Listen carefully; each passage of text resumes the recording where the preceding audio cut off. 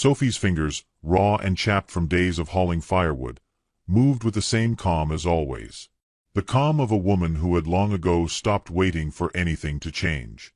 She wrapped a wool shawl tighter over her shoulders, the fabric still smelling faintly of pine and smoke. Her eyes, once called wild with amber light by a man now buried under snow, were dulled with weight, not of sorrow alone, but of too many mornings just like this one. Elsie was still asleep in the loft, curled beneath the quilt Sophie had made from her wedding dress. The girl was 12 and quiet in ways most children were not. She had her father's high cheekbones and her mother's watchful gaze, though she rarely looked anyone in the eye. Since Stephen died, she had not asked much, not even about the blood.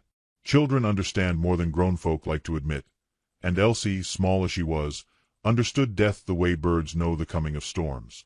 The kettle rattled softly on the stove, and Sophie poured tea into a chipped mug. She did not sit to drink it. She rarely did. Her gaze drifted to the mantel, where a faded daguerreotype stood. Stephen McKenna, tall and strong-shouldered, in a stiff suit and a stare sharp as fence wire. People in town still called him a good man. Brave. A provider. Sophie remembered him as a man with calloused hands and louder boots than necessary. A man who mistook possession for protection. They had buried him 8 months ago, after a shootout with Comanche riders not 3 miles from the homestead. The story said they came for cattle. Stephen had tried to fend them off, rifle in hand, roaring curses across the snow. They shot him clean through the chest. The others had ridden off, leaving him dead beside the broken fence line and a spooked mule. The preacher called him a martyr. Sophie had not cried. She set her cup down and stepped into her boots, pulling on her husband's old coat, the one with the split seam and the scent of gun oil in its lining.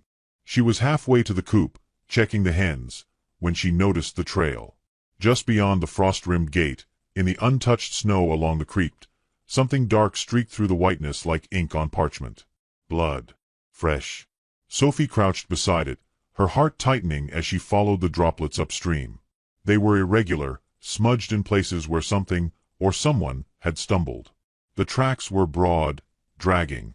Whatever it was wounded and large. Her hand hovered over the pistol tucked into her belt. Wolves didn't bleed like this. And bears wouldn't drag their feet. Her breath caught on the edges of a memory. Stephen's blood steaming in the snow, bright as berries. The trail led into the trees, down a slope where the wind whistled mournful through brittle branches. She moved slow, boots crunching softly, rifle slung low. Every instinct told her to turn back, to fetch help. But help was 3 miles of snow and judgment away. And the last time she'd asked for it, she'd been handed a sermon and a sack of salt. Then she saw him. He was crumpled beneath a cottonwood, his shoulder pressed against the bark as if the tree could hold him up. His skin was copper dark, his hair bound with sinew and braid.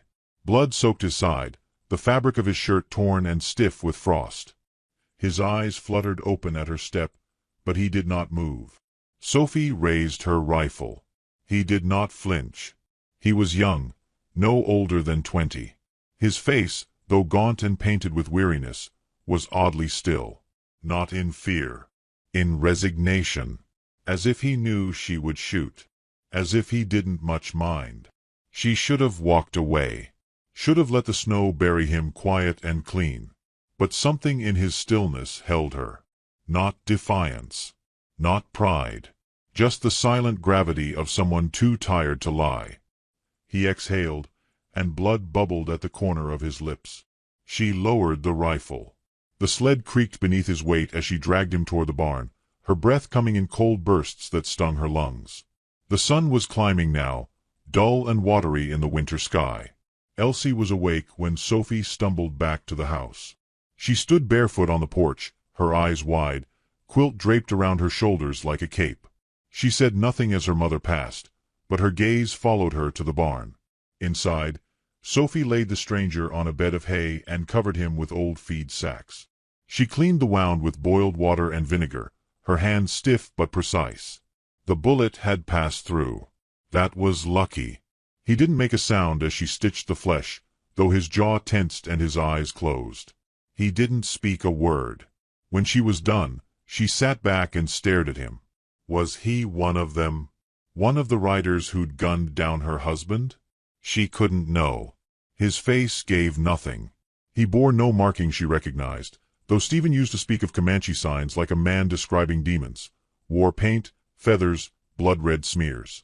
But this boy wore no feathers. No symbols. Just a tattered shirt, moccasins worn to threads, and the kind of silence that said too much. She left him water and a blanket, then stepped into the cold. That evening, as the light slipped low behind the ridge, Elsie followed her mother into the kitchen. She carried the drawing she'd made that morning. 2 birds on a wire, wings outstretched. She didn't say a word. She never asked about the man in the barn. But she folded the drawing small and slipped it under the loaf of bread Sophie packed in a tin. "Take this to the barn," Sophie said gently. "Don't speak. Don't linger." Elsie nodded and went. Sophie watched her daughter walk through the snow, so small against the world, so brave in her silence.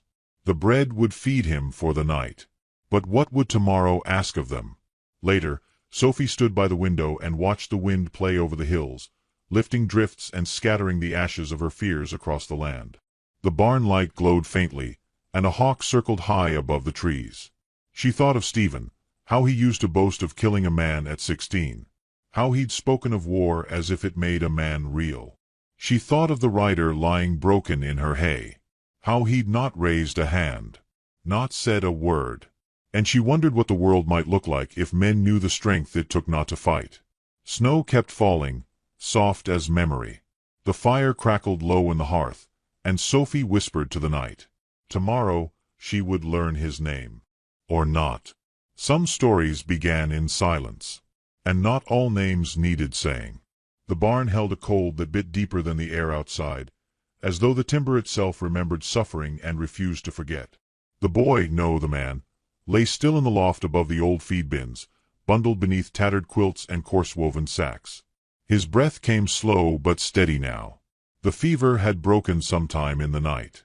Sophie had watched over him without speaking, her hands folded, her rifle close by. He hadn't moved when she cleaned the wound again that morning, nor when she whispered to herself in half-formed prayers. He didn't wake when the rooster called or when Elsie peeked into the barn and left another piece of flatbread on a wooden crate. But his eyes opened the moment Sophie set down her basin and turned to leave. Not fully. Just a slit, dark and unreadable. She said nothing. Neither did he. For 3 days, she brought him food and water and changed the bandage. He drank without complaint, chewed each bite slowly, never more than needed. Sometimes his gaze met hers. Sometimes it drifted toward the barn rafters, as if he heard music only he could understand. He didn't speak until the 4th day. Sophie had come with fresh linens and a broth that smelled of bone and garlic. She knelt beside him, one hand checking his temperature, the other brushing damp hair from his forehead. She had just begun to lift the old bandage when his lips moved, dry and low. "Why?" The sound startled her. She paused, fingers hovering mid-air. His voice was hoarse, sun-starved, but clear. She looked down at him, her own voice unsure. "Why, what?" His eyes were open now. Not wide, not accusing. Just present. "Why help?"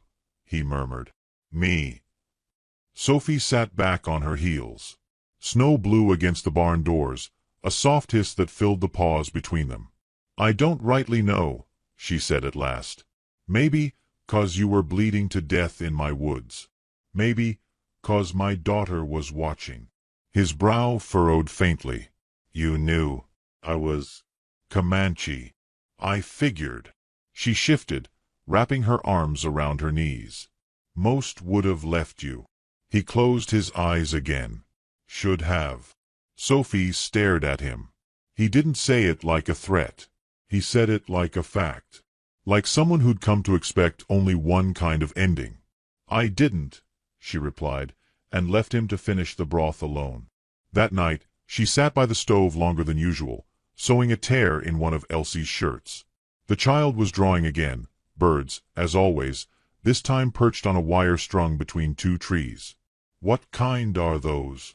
Sophie asked softly. Elsie shrugged. "Ones that stay, even when it snows." The answer pulled at something behind Sophie's ribs. "You took him bread," she said after a pause. Elsie nodded, not looking up. "He doesn't scare me. He should." The girl finally met her mother's gaze. "Did Daddy scare you?" Sophie's breath caught. She set the sewing down and let the silence settle thick between them. Then she stood and kissed the top of Elsie's head. "We don't talk ill of the dead," she said, though the words tasted bitter. In truth, Stephen had frightened her only once. But that once had left a bruise behind her collarbone and a silence in their marriage she never quite found her way through. It was a moment neither of them spoke about again, and it died with him, though it lived on in the way she flinched at loud voices and never raised her own. The next day, she asked the man in the barn his name. He didn't answer. Instead, he motioned weakly toward a bit of charcoal by the hay bale and pressed it into her palm. She blinked at him, confused, until he pointed at the barn wall. She knelt beside him and waited. He pulled the blanket from his shoulders and with trembling fingers etched a single word onto the wood. Savanu. She ran her fingertips over it, the name strange on her tongue. Savanu. He nodded once. "You speak some English." "Some. Enough to know what I'm saying." His mouth lifted faintly at one corner. Not a smile. A ghost of one. "Enough," he agreed. Sophie stood and tucked the charcoal into a wooden box near the door. She didn't want Elsie to see it. The child asked too many questions with her eyes. Over the next week, the barn took on a rhythm. Sophie would tend the fire, check the snares, feed the chickens, then bring Savannah food and herbs she'd dried herself, goldenrod for pain, willow bark for fever. She spoke in short phrases, but never unkindly. Savannah listened more than he spoke, though now and then he asked a question. "Your husband," he said once, nodding toward the ring still on her finger. "Dead." "How long?" 8 months. He held her gaze a moment. "You alone." "I have my daughter." "Dangerous." "I know." He said nothing more, and neither did she. Each day, his strength returned a little more. He sat up without wincing. He helped her gather firewood when no one could see. He repaired a broken hinge on the barn door using a bent nail and a leather strap from his moccasin. She watched him from the kitchen window, how quiet he moved, how he walked like part of the earth instead of across it. One afternoon, the neighbor stopped by. Ephraim Keller was a broad man with tobacco-stained teeth and a hat always 2 sizes too small. He brought salt and questions, both unwelcome.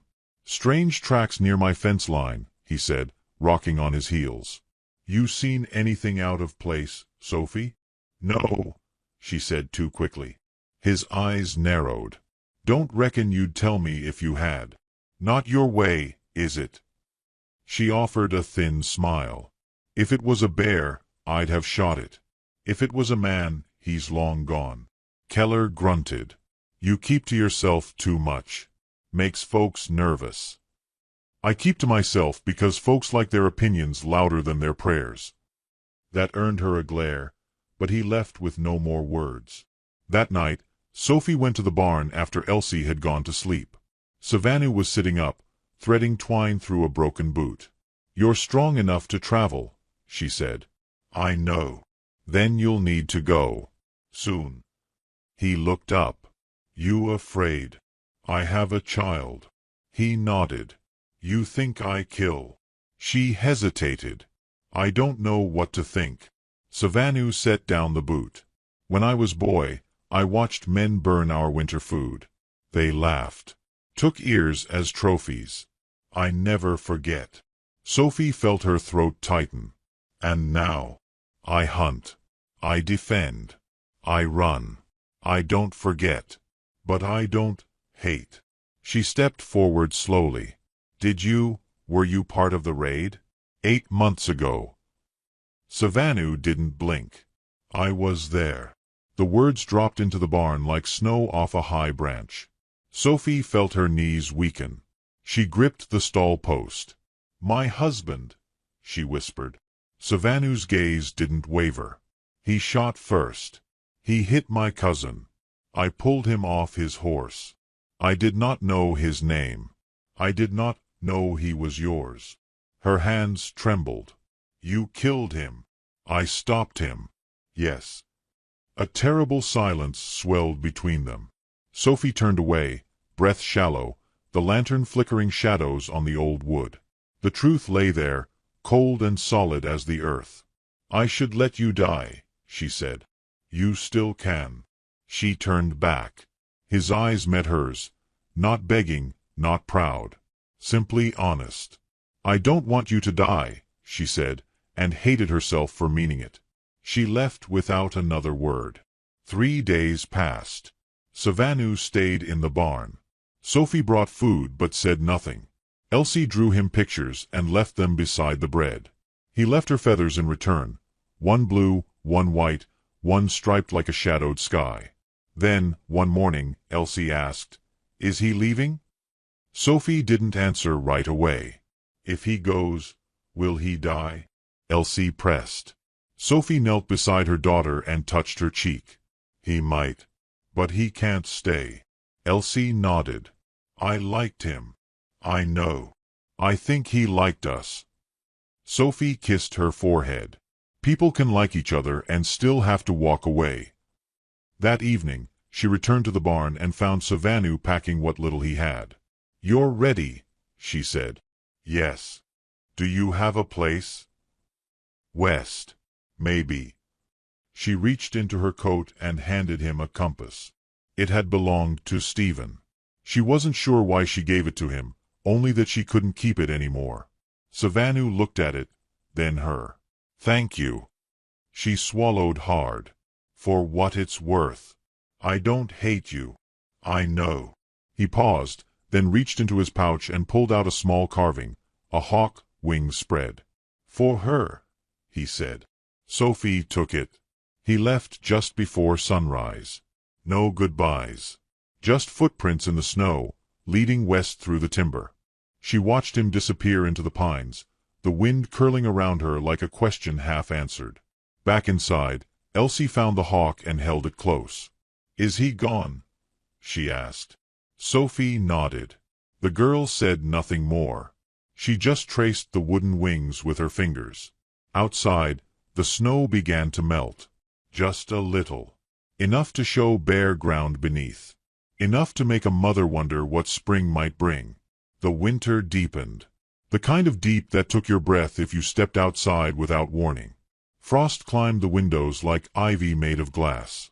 The well's edge froze over, and Sophie had to crack it each morning with the back of an axe. Snow stacked on the porch roof in thick, soundless heaps, pressing the world into silence. It was the season where even the birds gave up singing. She kept the barn swept, out of habit more than necessity. The hay bales had dwindled. The hens laid fewer eggs now, and even the rooster seemed quieter. The days blurred together. Fire, kettle, stitching, breath. There was something about January that made time lose its shape. A loop of small chores and long shadows. Grief curled tighter in those days, no longer sharp but heavy. Elsie read more often now. She would curl beneath the quilt with her boots still on, book pressed to her knees, tracing the words aloud in a soft murmur. Sophie liked to listen from the kitchen.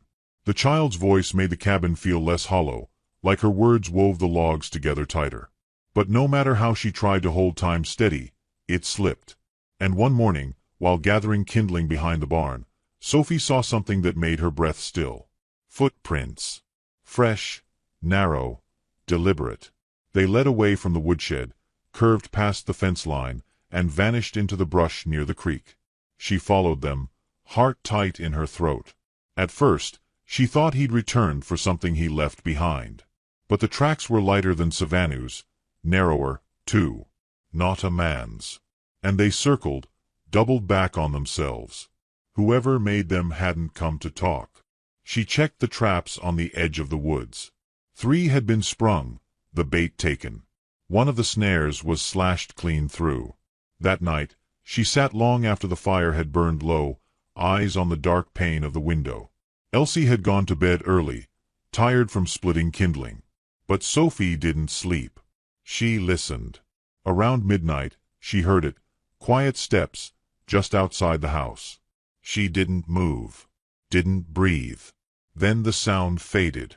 By morning, there were no tracks. Savanu returned the next day.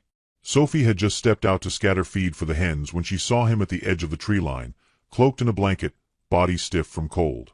He walked with a limp, left leg dragging faintly, but his head was held high.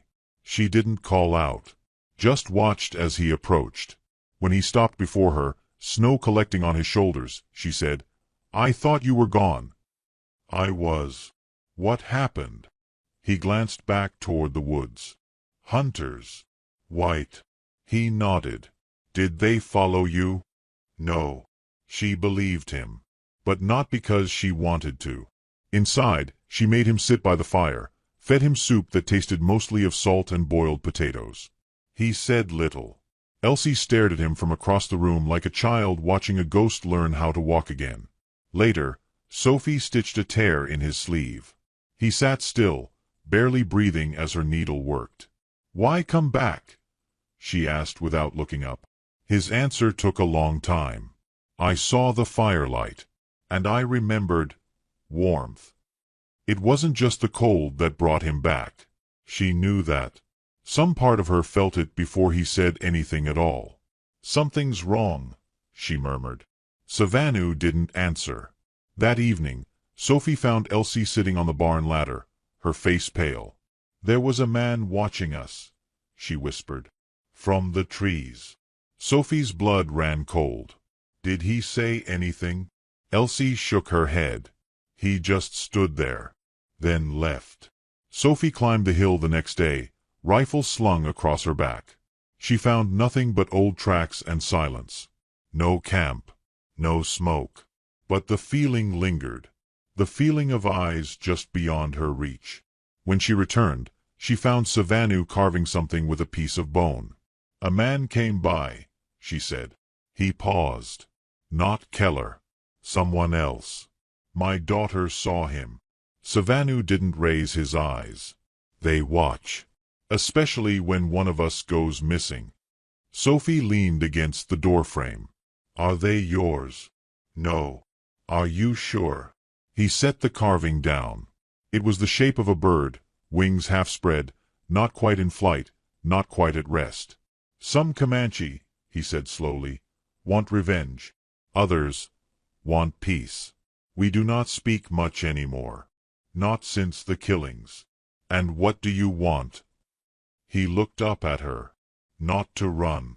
She exhaled, long and quiet. "You've made that hard." "I know." She reached over, picked up the bird. "This for her." He nodded. "I think she'd like it." The weather warmed slightly as February crept closer. Not a thaw, but the kind of softness that hinted at one. The creek ran thinner under the ice. The sky was no longer always gray. Sometimes it leaned blue, like a memory trying to resurface. Savanu began to help around the homestead more. Quietly, without asking. He fixed a broken rung on the porch steps. Sharpened the axe. Repaired a fence post with nothing but wire, patience, and a piece of rope. When Sophie caught him smoothing the warped barn door with a stone, she nearly asked him why. But then she saw his hands, raw, cracked, bleeding. The kind of hands that needed to make something stay. One afternoon, while Sophie poured water for the mule, Elsie came running from the tree line. "Someone was here." Sophie turned sharply. "What do you mean?" Elsie held up a feather. Red-tipped. Blood-colored. "He left this on the fence. Like a mark." Savanu appeared beside them, silent as dusk. He took the feather from Elsie's hand, fingers tight. Sophie saw something shift in his face. Not fear. Not quite. Bad. Elsie asked softly. Savanu crouched, met her eyes. Yes. That night, he slept in the barn again. 3 days passed. Sophie felt the tension stretch like wire between fence posts, waiting to snap. Savanu spoke less. Elsie grew quieter. The house felt smaller, like the snow pressed not only on the roof but on their chests. Then, on the 4th day, Sophie found a horse track near the creek. Just one. No rider in sight. No other signs. But it hadn't been there the day before. She brought it up over supper. "They're waiting," Savanu said. "For what?" "For you to turn me in. Or let me die." "I'm not doing either." "They don't know that." Sophie stirred the stew without looking at him. "Maybe you should leave again." "I can't keep running." She stood. "Then what do you want me to do?" His eyes were steady. "I want you to listen." So she did. He told her about the raid again, this time slower, with more detail. About how Stephen McKenna had fired the first shot. How Savanu's cousin fell from his horse, screaming. How he'd seen a man run toward him with a rifle raised. How he hadn't aimed to kill, just to stop. How it happened fast, the way violence always does. "He died in the snow," Savanu said quietly. "He was angry. Drunk. Not afraid." Sophie's hands trembled on the pot handle. "I wasn't trying to take him from you," Savanu added.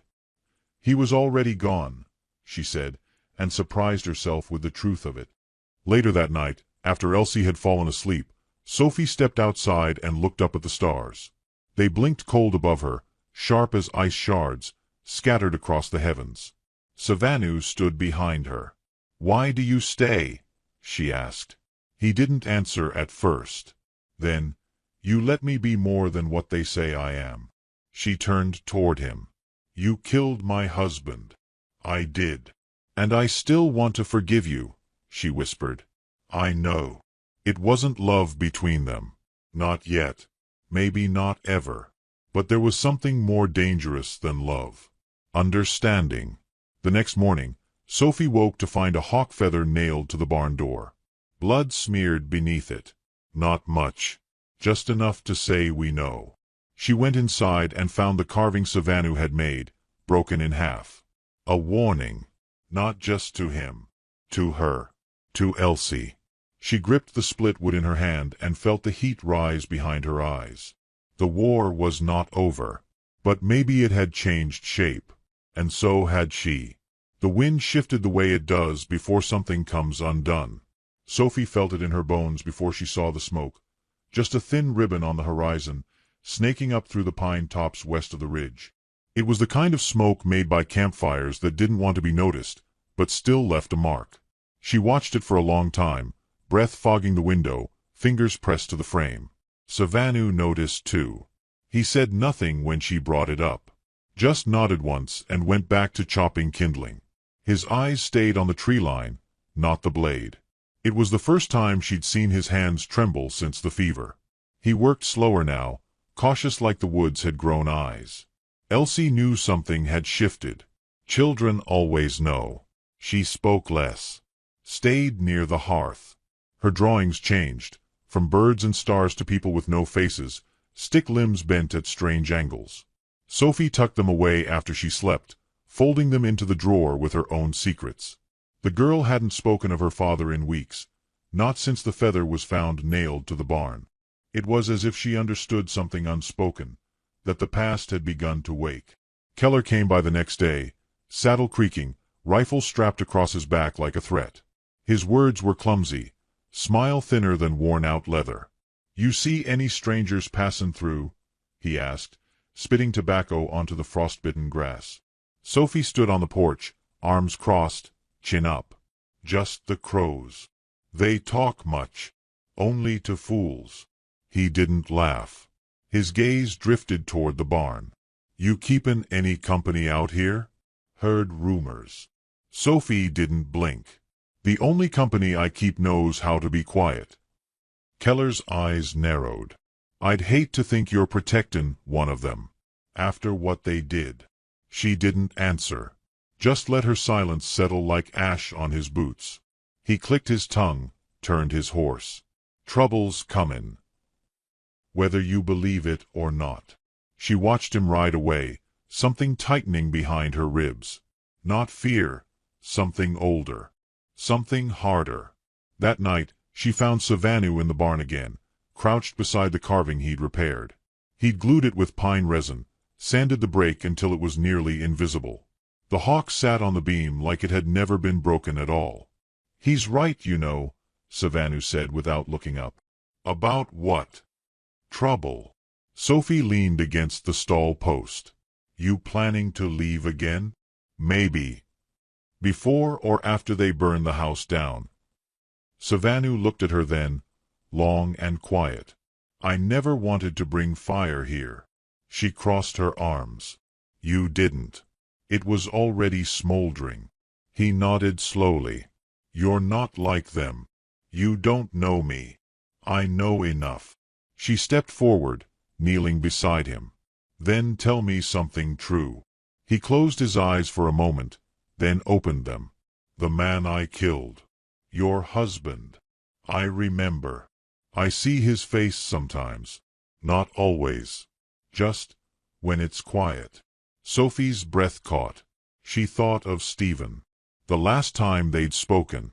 The harshness in his voice. The way he'd slammed the door on his way to the barn, muttering about pride and cattle and what a man was owed. "I loved him," she whispered. "And I didn't." Savanu nodded. "Same with my mother. She loved my father. And feared him." A silence fell between them, gentle and painful. Sophie spoke first. "You want me to forgive you?"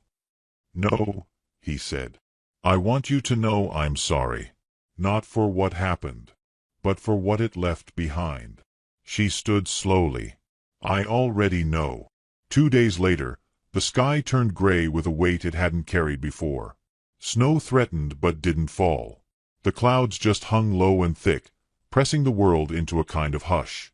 Elsie came running from the woods at dusk, her breath coming in white bursts. "Mama!" Sophie dropped the basin she was carrying. "There's a man by the creek," Elsie said. "He's watchin'. He's got something shiny. A rifle, I think."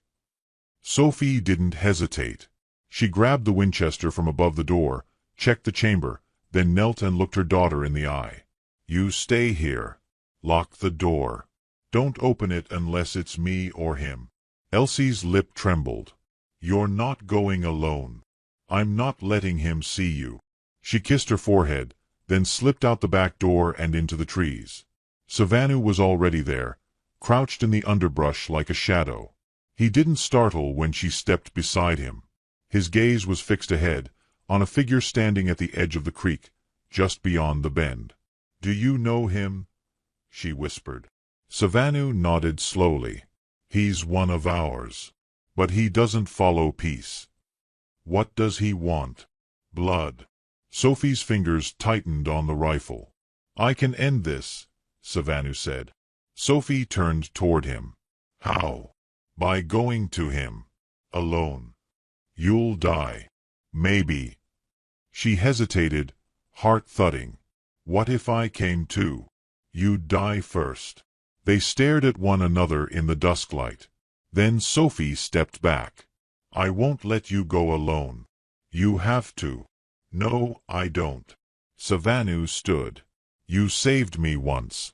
Now let me save you." Sophie wanted to argue, scream, beg. But the look in his eyes, quiet, certain, stopped her. He was not asking permission. He was telling her goodbye. She swallowed. "Don't be a martyr." "I'm not." "Then what are you?" "Done running." He stepped out into the clearing slowly, arms raised. The man by the creek turned, rifle swinging up, tension drawn tight as wire. They spoke words Sophie couldn't hear, low, sharp, the language of old wounds. The wind carried fragments, but not meaning. She only saw posture, body language. Savanu never raised his hands beyond his waist. Never took a step closer than the man allowed. And then the man lowered his rifle. For a breath, Sophie thought it was over. Then he swung it like a club. Savanu didn't move fast enough. The stock cracked across his shoulder, sent him sprawling into the snow. Sophie raised her rifle before she could think.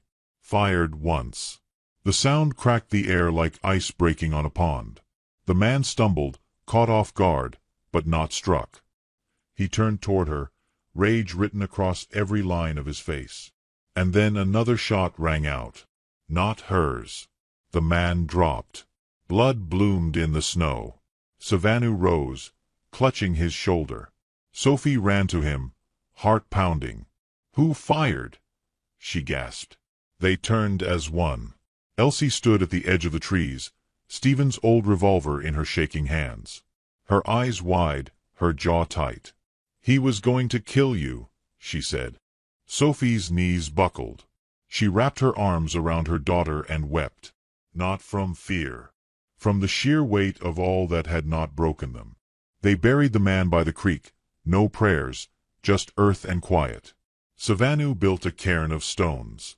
Elsie placed a single feather on top. Then they walked back to the cabin, slow and silent, carrying not just the dead but all that death demanded. The barn burned that night. Not from malice. From necessity. They lit it together, Sophie and Savanu, as snow began to fall. It was the only way to end the trail. To silence the memory. Smoke rose into the dark sky, carrying the old ghosts with it. Sophie didn't cry. She watched the flames consume the rafters and thought of all the things she would no longer carry. Later, in the kitchen, Savanu stood with the lantern light soft on his face. "I'll go west," he said. She nodded. "You'll be safer there." He looked at her for a long time. "And you?" "I'll stay. For her. For the land." He moved closer. Not to kiss her. Just to be near. "I'm not what he was," he said. "No," she replied.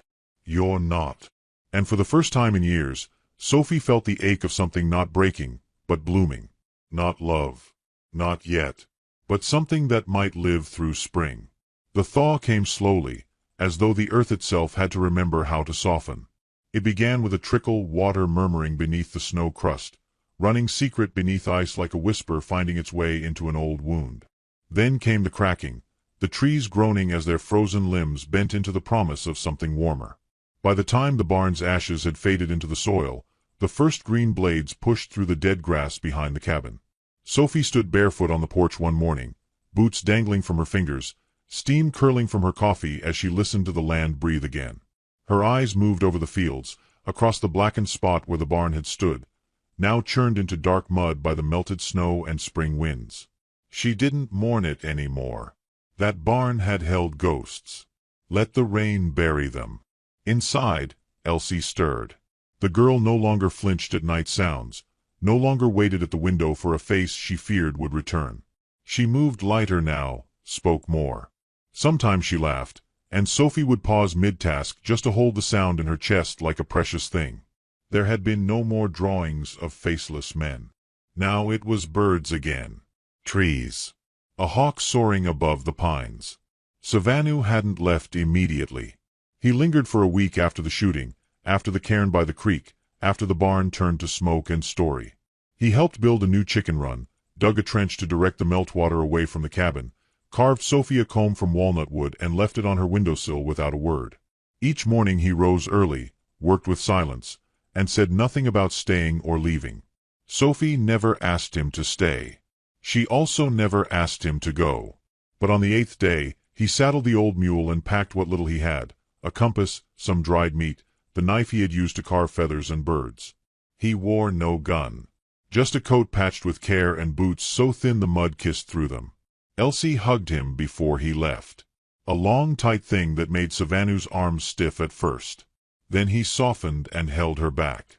When they pulled apart, she gave him the hawk carving he'd once repaired, now wrapped in one of her old scarves. "Don't forget," she whispered. "I won't." Sophie stood beside the steps, arms folded. Their eyes met, and 1,000 words passed between them. None were spoken. He nodded. She nodded back. And then he was gone. Weeks passed. Then a month. The thaw widened the creek. The fields began to green. Sophie and Elsie planted onions, cabbage, and potatoes. The nights grew warmer. The wind no longer howled, it hummed. Sophie found herself humming with it. Still, something remained unfinished in her. Not grief. Not anger. Something else. Quiet. Heavy. Patient. A question, maybe. A wound that had not yet closed but no longer bled. Then the letter came. It wasn't a letter in the usual sense. Just a folded piece of hide, bound with a strip of reed, delivered by a traveling tinker who claimed he'd met a Comanche boy heading west along the Bitterroot Trail. No name was given. Just a message. Inside was a drawing. A woman with her hair loose to her shoulders, a child beside her holding a bird in cupped hands. Above them, a single hawk drawn in flight, wings open, head turned back as if watching. Beneath it, in blocky English, alive, grateful, waiting. Sophie pressed the drawing to her chest. Her fingers trembled. She said nothing aloud. But later that night, when the wind blew warm through the open shutters and the moon caught the glint of the comb he had carved, she smiled. Not the polite smile she wore in town. Not the tired smile she gave Elsie when the girl asked hard questions. A true smile. The kind that curled slow and honest from somewhere deep, like a seed breaking ground. Spring bloomed in earnest after that. The cabin grew lighter. Sophie painted the shutters a pale blue, the same color as the sky on the day Savanu left. Elsie helped. They laughed through smears and splinters. The girl grew tall, all elbows and questions. She began asking about how to trap, how to stitch deeper wounds, how to read clouds. Sophie taught her. Not because she wanted her to know hardship, but because life had already shown her too much of it. The town remained what it was, quiet, watching, murmuring behind backs and under breath. No one spoke to Sophie directly about the fire, the gunshots, or the smoke that had marked the sky last winter. But she could feel their gazes. Not sharp anymore. More curious. Afraid, maybe, of how calm she looked. Keller never came back. When they crossed paths on the road once, he nodded and rode on. Some threats grow quiet when they realize their bark no longer echoes. On the first warm Sunday of May, Sophie and Elsie took the wagon to the market. The road was soft, mud thick in places, but the sky was cloudless, and bees hovered over the early flowers. Elsie wore a ribbon in her hair. Sophie wore her shawl loose, hair braided down her back. She carried herself different now. Not proud, not defiant, just rooted. At the edge of town, they stopped at the crossroads. There, growing wild where snow had once blanketed grief, were a spray of wildflowers, bright purple, golden yellow, trembling in the breeze like tiny flags of survival. Elsie hopped down first. She knelt beside the flowers, touched their stems. "I think he'd like these," she said. Sophie smiled. He would. They picked a small bundle and left them by the cairn on the hill near the creek. Not the one where the stranger had been buried, but the one they built together for Stephen, once winter had passed and memory softened into something quieter than pain. There were no words spoken there, only silence. Not a morning silence. A peace. When they returned home, the light was soft and long, draping gold across the porch. And there, sitting on the step, was a single feather, striped like a hawk. Sophie stepped forward, breath caught. She bent, picked it up. Tied to it was a carving. Another hawk. But this one had wings folded. Not in fear. In landing. A trail mark. One only she would understand. She turned toward the woods. Nothing stirred. No sound. Just the trees, just the wind. But she knew. He had come back. Not to knock. Not to stay. To say, "I remember." And in that moment, Sophie understood that spring was not the end of something. It was the beginning of what could now grow. She closed her eyes, feather pressed to her heart. There are some things you cannot bury in winter. Not truth. Not forgiveness. Not love. They wait. They wait beneath the snow, quiet as breath. And when the thaw comes, they rise.